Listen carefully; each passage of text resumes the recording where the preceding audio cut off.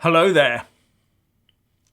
Over 110,000 people have now signed the petition against the country holding a second EU referendum.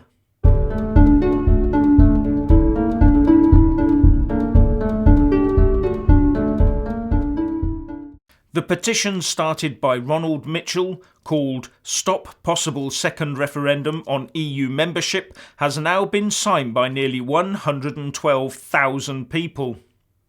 Normally, the government makes a comment on all petitions that gain over 10,000 votes, but this particular petition has been waiting nearly a fortnight for that comment to be forthcoming.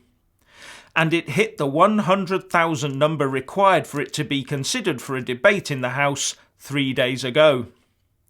However, at the end of the day, I've trawled around the web looking for petitions, meetings, campaigns and marches of all sorts on this issue from both sides of the debate, and none of them come close to reaching even a meaningful fraction of the 17.4 million verified and valid votes of UK citizens entitled to do so that Leave the EU achieved on June the 23rd, 2016.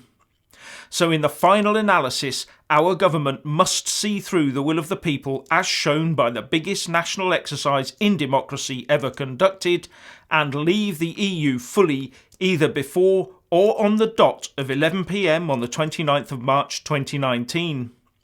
It is now too late for anything else, and the Remainers would now be spending their time much more wisely by pressing the government for a full withdrawal of the UK from the EU. In short, a fuck you. Moving on, the Irish Prime Minister Leo Varadkar told the Irish broadcaster RTE that Brexit is fraying relations between the UK and Ireland and therefore undermining the Good Friday Agreement. But as the UK has consistently said that it will not impose a hard border between North and South Ireland, it's hard to see how this can possibly be so from the UK side. In fact, the people who seem more insistent on a hard border are the Republic of Ireland and the EU, as far as I'm concerned. They've both ruthlessly exploited the border to try and gain political leverage instead of actively helping to look for a real workable solution. Their answer is either that the whole UK should be tied into EU vassalage for all time, or that Northern Ireland gets hived off from the UK to effectively become an EU state. Neither of those are acceptable to the UK, nor to the people of Northern Ireland, as far as I can see. But of course the EU and the Republic will pursue this to the bitter end and open the wounds as wide as they possibly can, whatever the rancour it causes, as those outcomes are exactly what they want to see. And the sooner the people of the UK realise that, the better. Now, there is a new bill progressing through Parliament that will have an impact on users of certain online forums. The Online Forums Bill 2017-19, a private members' bill sponsored by the Labour MP for Manchester Central, Lucy Powell, is due to have its second reading in the House of Commons on the 23rd of November and is a bill to make administrators and moderators of certain online forums responsible for content published on those forums, to require such administrators and moderators to remove certain content, to require platforms to publish information about such forums, and for connected purposes. There are no documents relating to this at the moment as they are being prepared. Now it all sounds fluffy, doesn't it? Let's stop all hate speech on all forums and all social media.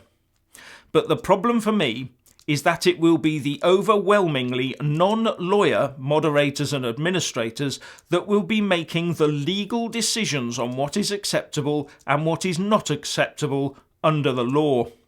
It won't be an individual saying, I don't want that comment on my forum because of my own personal feelings or taste.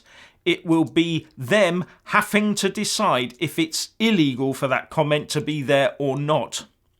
This will of course make those responsible for monitoring such forums overreact, just in case, and to self-censor their own forums to ensure legal compliance.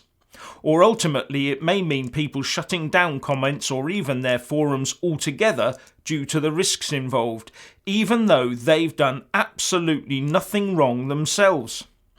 Over time they will no longer be discussion forums, but bland pages on the web reinforcing whatever message the government wants to put out this week.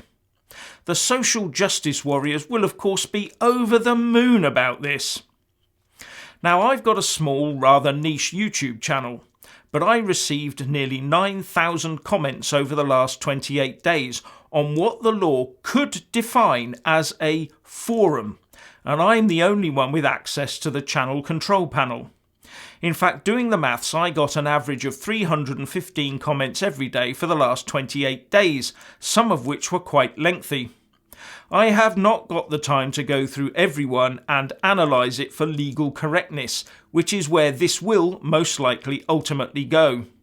And having visited many newspaper comment threads, which get thousands and thousands of comments, if not millions, I also wonder if they have the time and resources to give to this either.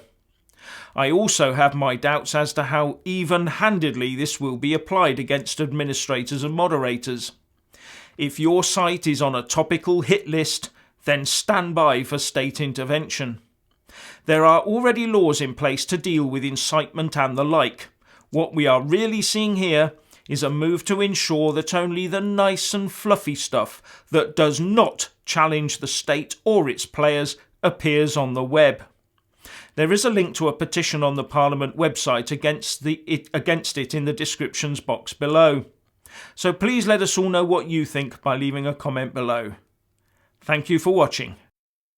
Please do like and share this video, and also subscribe to my channel.